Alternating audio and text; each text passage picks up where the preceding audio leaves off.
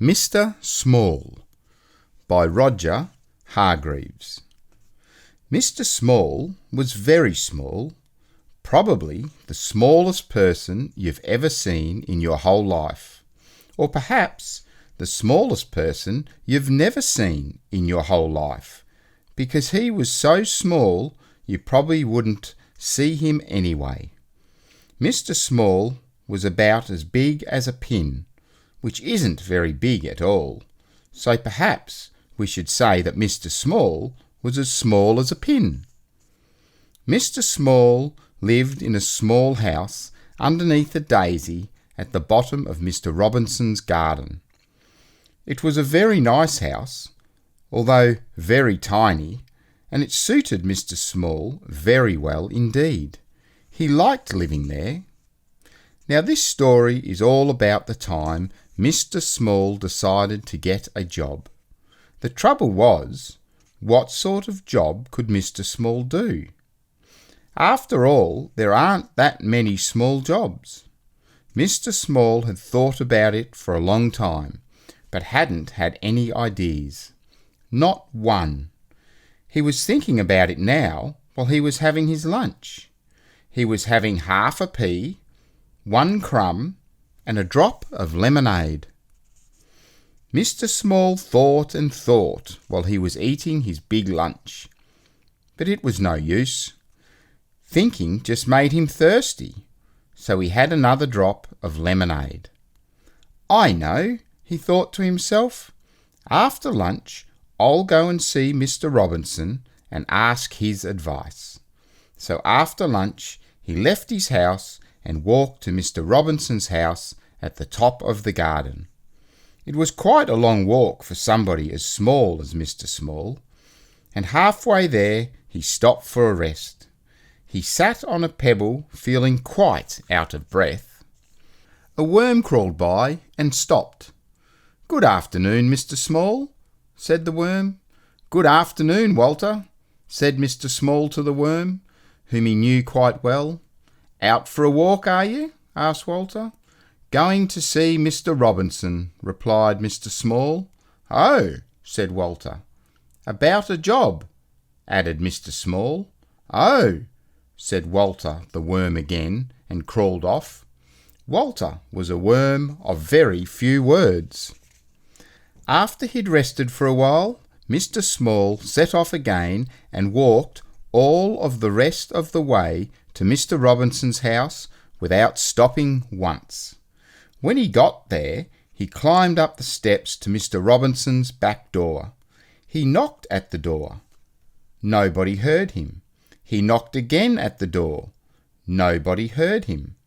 The trouble was, you see, that if you're as small as Mr. Small, you don't have a very loud knock.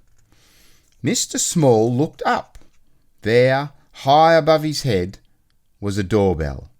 "How can I ring the bell when I can't reach it?" thought Mr. Small to himself.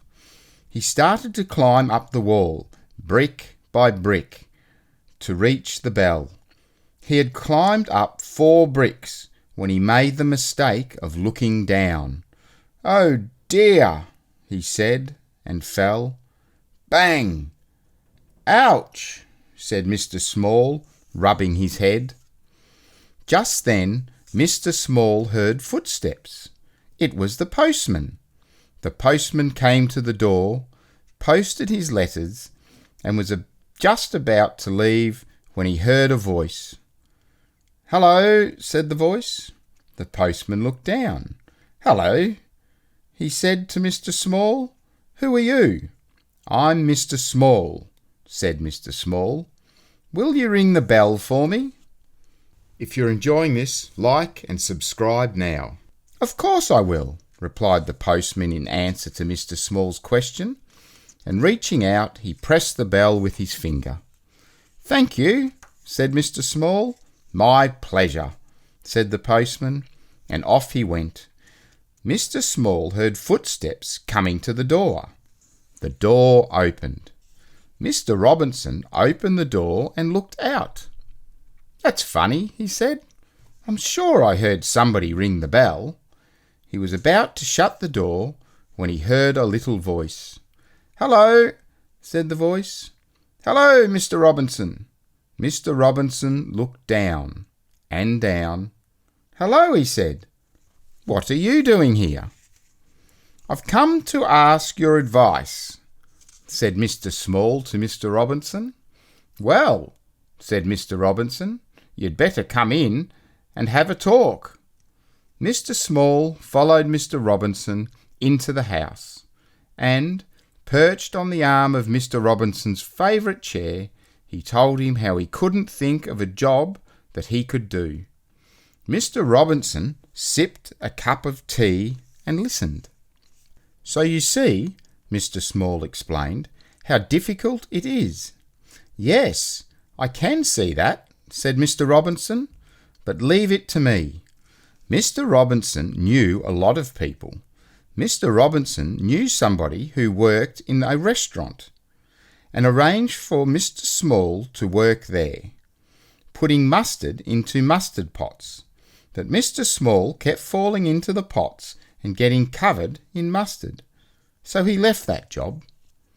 Mr. Robinson knew somebody who worked in a lolly shop, and arranged for Mr. Small to work there, serving lollies. But Mr. Small kept falling into the lolly jars, so he left that job.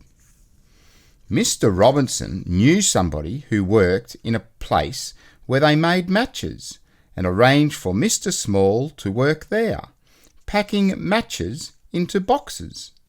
But Mr. Small kept getting shut in the boxes with the matches, so he left that job.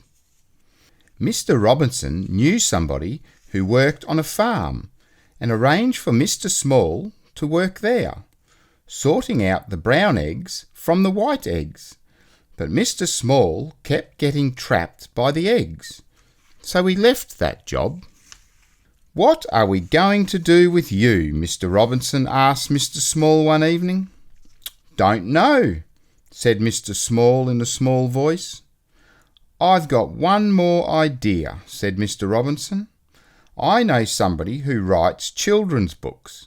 Perhaps you could work for him." So the following day, Mr. Robinson took Mr. Small to meet the man who wrote children's books.